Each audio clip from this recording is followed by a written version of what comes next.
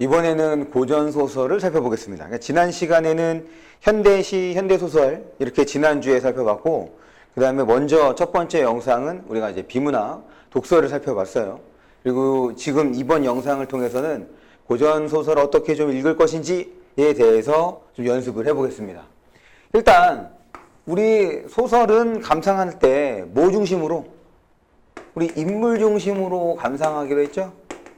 그래서 인물 중심으로 감상을 해서 우리가 무엇을 파악하는 거냐면 이 인물이 벌이는 사건, 어떤 일이 벌어지는지 이거를 파악하는 거란 말이야.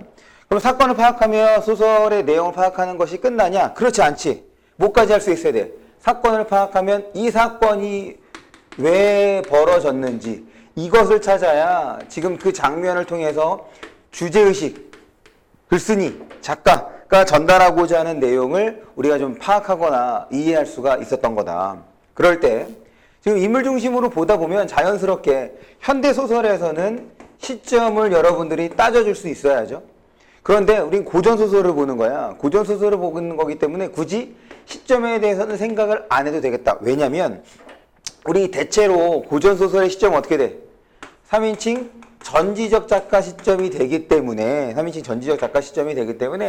고전소설에서는 시점에 대해서는 크게 신경을 쓰지 않아도 된다. 물론 이제 몇몇 작품들을 보면 1인칭 시점으로 나타나는 작품이 있기도 합니다.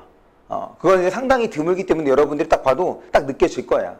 그러니까 고전소설이기 때문에 요거 생각을 해주시고, 또 한 가지 이제 우리가 인물 중심으로 볼 때 주의해야 될 것은 이 고전소설의 경우는 동일한 인물을 지금 다른 표현으로, 예를 들어서 내 이름이 이렇게 되잖아. 내 이름이 이건데 지금 내가 이제 직업이 강사야.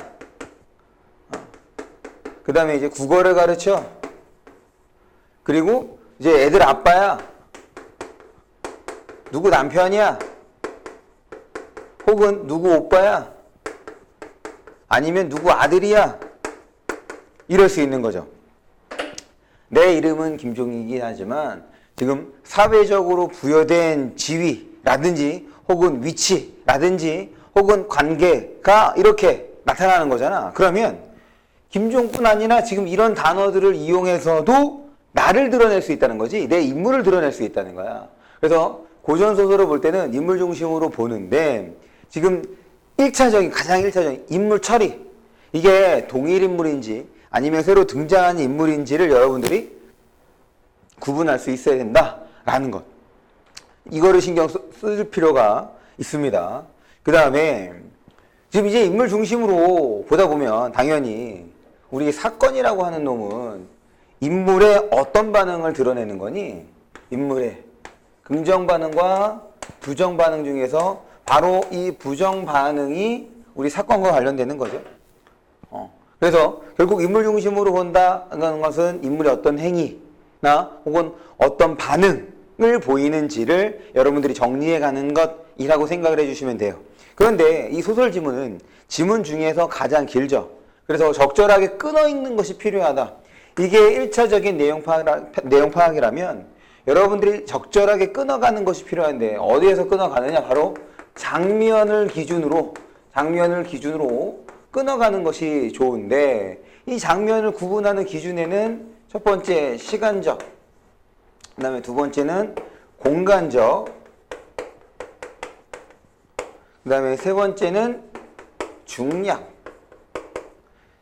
이런 것들, 이런 변화들이 나타나면 이제 여기까지 장면 끊고 지금까지 벌어진 일, 그다음에 벌어진 사건 혹은 인물의 반응을 정리하고 난 다음에 그 다음 장면 혹은 그 다음 내용으로 이어가는 것이 필요하다. 그렇게 해서 내용을 적절하게 끊어가고 혹은 조합해주고 결합해주고 이런 과정을 이제 거친다라고 보시면 돼요. 물론 이번 시간에 살펴볼 고전소설은 지금 뭐 이렇게 다양하게 이제 호칭어를 사용하는 경우는 아니긴 합니다. 사실 고전소설이긴 하지만 이제 인물의 반응을 중심으로 보는 뭐 현대소설하고도 비슷하다고 좀 받으면 될 것 같아요. 그 다음에 우리가 이제 고전소설을 어려워하는 이유 중에 하나가 지금 거기에 나오는 표현이 우리가 익숙하지 않기 때문에 어떻게 뭔 말인지 모르니까 자꾸 거기에 연연하거나 매달린단 말이야. 절대로 그럴 필요가 없다는 거. 그런 것들을 이번 영상을 통해서 좀 확인을 했으면 좋겠어요. 그러면 우리 본문으로 좀 들어가 봅시다.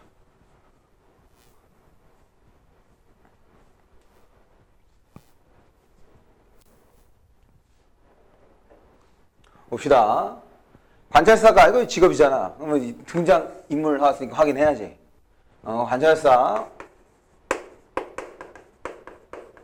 관찰사가 각 고을을 돌아다니며 관곡을 조사하다가 정선고을에 와서 여기도 어디야? 정선고을에 와서 충난 것을 뭐지? 관곡이 충난 것을 보고 크게 고를 내며 지금 고를 냈다는 얘기는 지금 관찰사가 지금 정선고을에 와서 어떤 상황에 대해서 지금 어떤 반응을 보이겠다는 거야. 그래, 얘 부정의 반응을 보이고 있는 거죠. 고를 내며 어떤 놈의 양반이 그러니까 이렇게 했단 말이냐. 바로 관찰사가 어떤 양반에 대해서 부정적인 반응을 보이고 있는 거야. 그래서 관찰사, 그 다음에 양반 이렇게 좀 정리를 해주는 거지.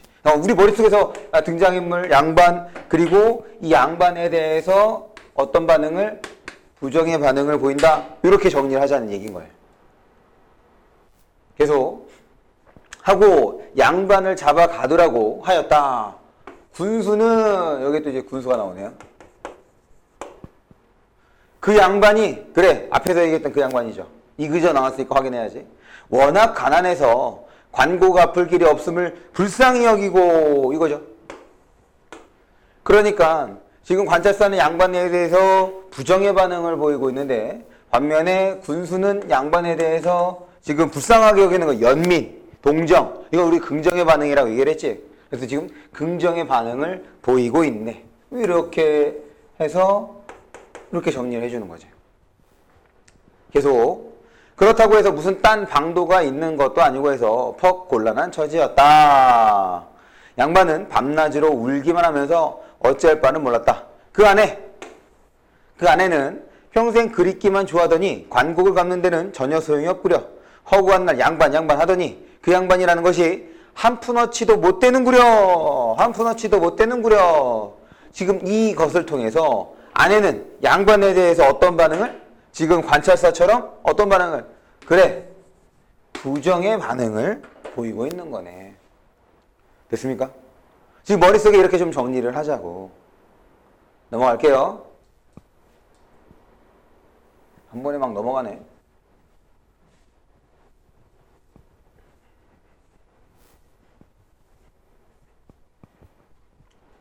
마침 그 말에 있는 부자 한 사람이 집안끼리 상의하기를 양반은 비록 가난하지만 늘 존경을 받는데 우리는 비록 부자라 하지만 늘 천대만 받고 말하면 말 한 번 타지도 못할 뿐더러 양반만 보면 굽실거리고 뜰 아래서 엎드려 절하고 코가 땅에 닿게 무릎으로 기어다니니 이런 모욕이 어디 있단 말이오. 지금 이제 여기서는 지금 부자 한 사람 말을 통해서는 양반에 대한 계급의식, 계급적 의식을 드러내고 있는 거잖아. 계속 볼게요. 마침 양반이 가난해서 관곡을 갚을 도리가 없으므로 형편이 난처하게 되어 양반이란 신분마저 간직할 수 없게 된 모양이니 지금 여기서 중요한 건 이 말에서 중요한 것은 이 부분이죠. 이것 양반을 우리가 사서 가지도록 합시다.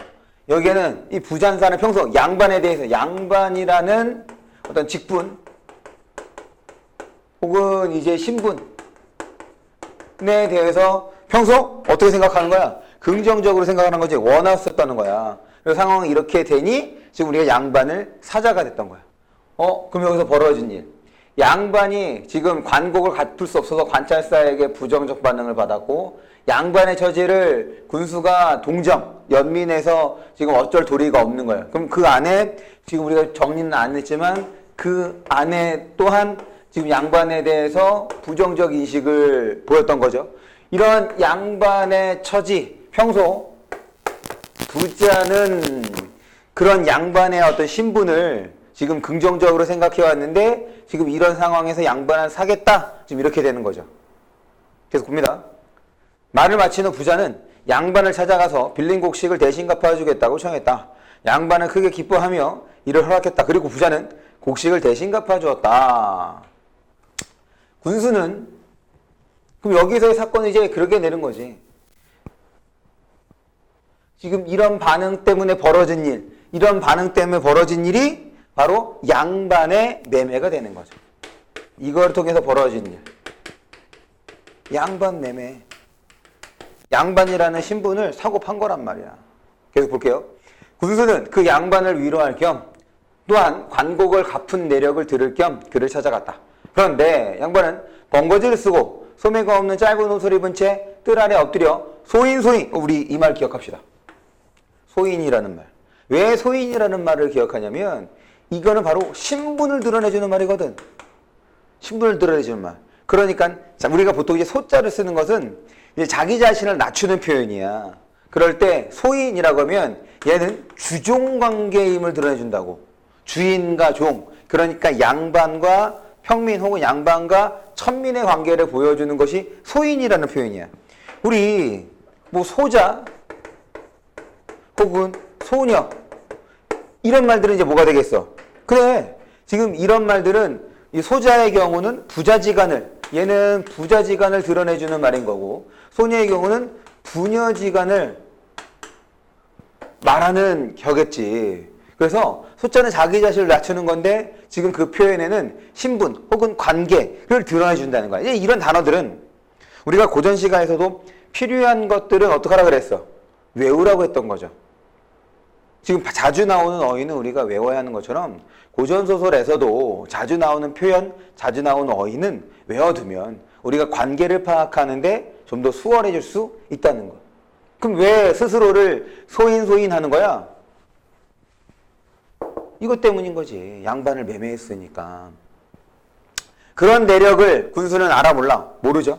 군수는 뛰어내라고 붙들고 아니 왜 이렇게 못난 짓을 하시오? 양반은 더욱 두려워하며 머리를 수그리고 엎드려서 이게 평소에 양반에 대한 평민들의 태도임을 우리는 좀 짐작해 볼 수 있겠죠. 물론 앞에서 부자의 말을 통해서도 양반이 어떤 인물, 양반이라는 분이 어떤 것을, 그러니까 어떤 위력을 드러내는지를 짐작할 수 있었는데 여기에서도 확인해 볼 수 있네. 방송합니다. 실은 소인이 감히 스스로 욕되고 못난 짓을 하는 것이 아닙니다. 양반을 팔아서 관곡을 갚은 것입니다. 그러므로 마을에 사는 부자가 양반입니다. 소인이 어찌 감히 양반인 체하고 자신을 높일 수 있겠습니까? 하는 것이었다. 군수는 이 말을 듣고 탄식하며 말하였다. 그 부자야말로 군자며 양반이로군. 이거는 이제 여러 가지로 해석해 볼 수 있는 거죠. 무슨 말이냐면 지금 신분을 사고 팔았다. 그러니까 왜 여러 가지로 해석해 볼 수 있느냐. 저거 표현 그대로 보면 이제 부자에 대한 어떤 인식이야? 긍정적 반영, 긍정적 인식이 되는 거란 말이야. 그런데 한 번 더 생각을 해보면 지금 이 돈으로 그 양반이라는 신분을 산 거기 때문에 한편으로는 또 어떻게 생각해 볼 수 있어? 비꼬는 거라고도 볼 수가 있는 거죠. 그거는 상황을 통해서 어떤 상황에 그 다음에 이루어지는지 상황을 통해서 살펴보는 것이 좋습니다. 그래서 부자이면서도 인색하지 않으니 의가 있고 사람의 어려움을 급하게 여겨 구하였으니 여기서 사람 하나 양반을 말하는 거겠죠. 그것은 어진 것이요 낮은 것을 미워하고 이건 뭐 신분에 대한 얘기지. 높은 것을 사모하니 슬기로운 일입니다. 이는 참으로 양반이에다. 비록 그렇지만 개인끼리 사고팔고 했을 뿐 증서를 만들어주지 않으면 그 다음에 소송거리가 되기 쉽습니다. 그러니 나와 당신이 그럼 여기서 어떤 상황이지? 군수가 양반을 찾아가서 지금 양반을 위로하고 어떻게 관곡을 갚게 된 것인지 그 내력을 듣고자 했는데 지금 그 내력을 들었죠? 양반을 팔았기 때문에 내가 관곡을 갚을 수 있었다라는 얘기를 들은 거야. 그러니 지금 이제 거기에 대해서 이게 아까 얘기했던 것처럼 비꼬는 것일 수도 있고 정말 있는 그대로 칭찬하는 것일 수 있는 거야. 중요한 건 뭐인 거냐면 그 다음에 벌어질 일을 얘기해 주는 거지. 그러니 나와 당신이 고을 사람을 모아놓고 증서를 양반 매매 증서를 만들어 주자는 거야. 만들어서 군수인 나도 거기다 도장을 찍으리다. 중량 나왔어. 그 중량 나왔으니까 장면이 인위적으로 구분이 되는 거죠. 그럴 때 여기까지 벌어진 일은 지금 양반이 관곡을 갚을 길이 없어서 뭐 한 거라고? 그래, 양반을 팔았어. 그래서 지금 양반의 신분이 뭐가 됐다는 거야? 평민이 됐다는 거죠. 그래서 이제 부자가 양반이 됐는데 이거와 관련돼서 군수가 뭘 하려고 해? 매매 증서. 이거를 작성하려고 해. 됐죠? 그러면 그 다음에 나오는 장면이 지금 이것과 이어지는지 그렇지 않은지. 만약에 지금 여기서 나온 사건과 이어지지 않으면 뭐 하라 그랬어? 그렇지. 지문, 문제로 돌아가서 문제 풀고 난 다음에 다시 돌아와서 지금 확인하고 나머지 문제, 그 다음에 나머지 선택지를 처리하면 된다. 무슨 말이냐면 우리가 철저하게 문제를 푸는 방식은 인지적 부담을 줄이는 방식으로 나아간다는 것. 그것을 기억합니다. 인지적 부담이라고 하는 건 뭐냐면 기억해야 되는 거. 기억하는 것이 적게끔, 그 다음에 판단하는 것이 적게끔 이런 원칙으로 푸는 것이 문제다. 넘어갈게요. 이렇게 증서에다 쓰고 이렇게 증서에다 쓰고 그러니 중략 앞에 나오는 사건과 어떻게 되는 거야? 이어지는 거야. 어쩔 수 없지. 끝까지 읽어야지. 이렇게 증서에다 쓰고 성주인 정선군수가 이름을 쓰고 좌수와 별감이 모두 서명을 했다. 이렇게 한 후 통인이 여러 가지 여기저기 도장을 찍는데 그 소리는 마치 큰 북을 치는 듯하고 모양은 북두칠성이 길게 늘어서 있는 것 같았다. 이것을 호장이 다 읽자 부자는 한참 동안 슬픈 표정으로 지금 매매 증서야. 양반에 대한 증서인 건데 지금 그것을 슬픈 표정으로, 그러니까 지금 이 증서에 대한 양반의 지금 부자의 반응은 부정이 되는 거지. 양반이란 것이 겨우 이것뿐이란 말이오. 내가 알기로 양반은 신선과 같다고 하여 많은 곡식을 주고 산 것인데 너무도 억울합니다. 더 좀 이롭게.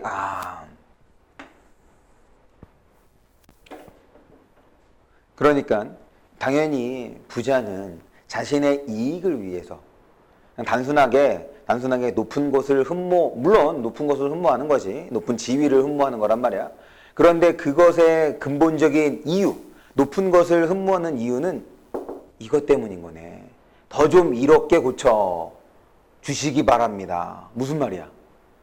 지금 자신의 이익에 부합하지 않는다고 생각을 하는 거지. 평소 양반이가 이게 상당히 여러 가지 의미를, 그러니까 보통 여러 가지라면 두세 가지를 말하는 건데 두 가지 의미를 지금 띠고 있는 거야. 무슨 말이냐면 이 두 가지는 지금 이 부분을 통해서 첫 번째, 부자의 캐릭터를 우리가 짐작할 수 있다. 두 번째, 그 다음에 양반이 어떤 인식인지, 양반이 어떤 존재인지를 드러내 준다는 거야. 무슨 말이냐면 첫 번째, 부자부터 볼게요. 부자는 어떤 인물이다? 이기적인 성격을 지닌 사람이다. 이롭게 고쳐달라고 했으니까 이기적인 인물인 거야. 그러니까 평소, 이제 두 번째가 되는 거야.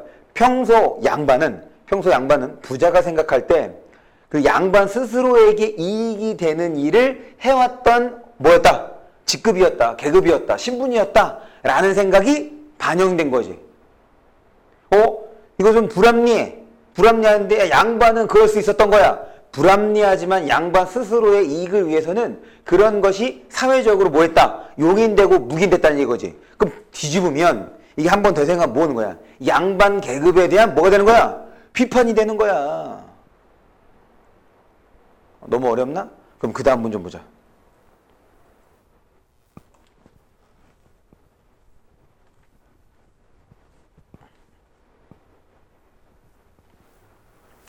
그래서 다시 증서를 고쳐 쓰기로 했다. 하늘의 백성을 내매 있어. 그 백성의 종류는 4가지가 있는데 4가지 중에서 가장 귀한 자는 선비인데 이를 양반이라고 하여 모든 점에 이로운 것이 많다. 농사나 장사를 하지 않아도 살 수 있고 조금만 공부하면 크게는 문과에 오르고 작아도 진사를 할 수 있다. 지금 이 부분이 자신의 이익을 위한 집단이 바로 양반임을 드러내 준 거잖아. 그러니까 이런 것을 원하는 걸로 이제 부자를 처리하기도 하는 거고, 또 한편으로는 양반 계급에 대해서 지금 까고 있는 거다라고 봐주시면 되겠죠. 계속 문과의 홍패라고 하는 것은 2자밖에 안 되지만 무엇이든 할 수 있어. 돈자르라고 할 수 있다. 진사는 나이 30에 첫 벼슬을 해도 이름이 나고 다른 훌륭한 벼슬을 또 할 수 있다. 귀는 일산밑바람으로 휘어지고 배는 종놈의 대답소리에 저절로 불러진다. 기상이나 두고 마당에는 학을 먹일 것이다. 궁한 선비가 되어서, 그러니까 이제 가난한 선비죠. 시골에 가 살아도 자기 뜻대로 할 수 있으니 이웃집소가 있으면 내 논밭을 먼저 갈게 하고 마을 사람들을 불러내 밭김을 자신의 밭김 매는 거. 김 매는 건 뭐냐면 잡초 뽑는 걸 말하는 거죠. 먼저 매게 하는데 어느 놈이든지 감히 말을 듣지 않으면 코로 잿물을 먹이고 상투를 붙들어 매고 수염을 자르는 등 갖은 형벌을 해도 원망을 할 수 없는 것이다. 아까 전에 지금 부자가 이롭게 해달라라고 얘기를 했으니 지금 군수가 이롭게 해주는 내용을 막 반영을 한 거예요. 그랬더니 부자는 이러한 내용을 듣다가 즐거우라고 아이고 맹랑합니다. 그래요. 나를 도적놈으로 만들 셈인 말이요. 그래서 여기서 부자 역할은 이제 이중적이 되는 거죠. 하나는 부자의 캐릭터를 통해서 지금 이 인물이 결코 이제 긍정적인 인물, 그냥 순수하게 긍정적인 인물임이 아니고 나타내줬어. 무슨 말이냐면 지금 이롭게 해달라라고 얘기를 했으니 지금 부자도 어떤 측면에서 이기적인 측면에서 이제 지금 양반을 접근했다는 거. 이거 하나를 까고 있는 거고. 그리고 그런 그 부자의 이런 부자의 이런 대화를 통해서 양반이라는 계급에 대해서 평소 사람들이 어떻게 인식하고 있는지, 야, 양반 이거 완전 도둑놈이지, 우리 거 맨날 뺏어 쓰고, 이런 부정적 인식을 혹은 비판적 인식을 드러내고 있다. 사실 이 조선이라는 사회는 신분제 사회죠. 근데 신분제 사회에서 지금 지배계급인 양반을 까고 있다. 그러면 우리가 지난번에 우리 시조의 5주제를 보면서 4번하고 5번, 그러니까 삶의 애환, 다양한 생활 감정과 5번째, 사회 비판은 어느 시기에? 조선 후기에 나타난다고 말씀을 드렸잖아. 그러니까 지금 이 작품에서도 양반을 지금 비판하고 있는 거지. 그럼 이 작품도 언제? 그렇지. 조선 후기에 만들어진 거란 말이야. 무슨 말이냐면 지금 결국에 고전문학이라고 하면 조선 전기와 조선 후기, 물론 그 이전에 고려시대도 있을 수 있고 신라시대도 있을 수 있습니다.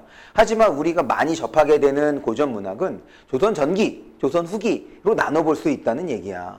그러면 그것이 고전 시가가 됐든 고전 소설이 됐든 어때? 비슷한 맥락으로 우리가 접근할 수 있다고. 그러면 그러니까 문학에 대한 배경 지식이 여러분들이 갖춰지면 갖춰질수록 문학은 쉬워질 수밖에 없는 거지. 그 단계만 조금 여러분들이 견뎌낼 수 있으면 됩니다. 충분히 할 수 있어요. 그래서 지금 이 작품은 양반 증서, 양반을 매매하는 것을 통해서 지금 양반 매매, 그 다음에 양반을 매매했으니 이것을 증명할 만한 증서를 만드는 과정에서 결국 어떤 걸 드러내주는 거야? 당시에 부패한 사회상 양반의 부패한 것을 지금 드러내주고 있는 거지. 누구를 통해서? 부자를 통해서. 그리고 물론 지금 그 양반 증서를 써준 누구? 군수도 이제 뭐가 되는 거야? 비판의 주체라고 할 수가 있겠죠. 그렇게 보면 돼. 여기서 벌어진 사건, 양반 매매, 그리고 이거를 증명해 줄 수 있는 증서를 통해서 뭘 드러내고 싶었던 거야? 양반 비판. 이렇게 정리할 수 있는 거지. 됐습니까? 마지막 볼게요. 하면서 머리를 설레설레 젓고는 한평생 다시는 양반이란 말을 입에 내지 않았다. 됐죠?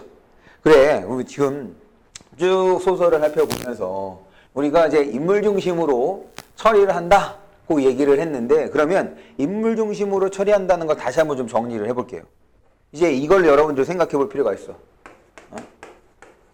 인물 처리. 첫 번째는, 첫 번째부터. 인물 처리한다는 것은 첫 번째는 인물을 확인을 해야죠. 그리고 우리 인물을 확인하면 자연스럽게 뭐도 할 수 있었다? 시점도 파악이 가능하다. 그 다음 두 번째입니다.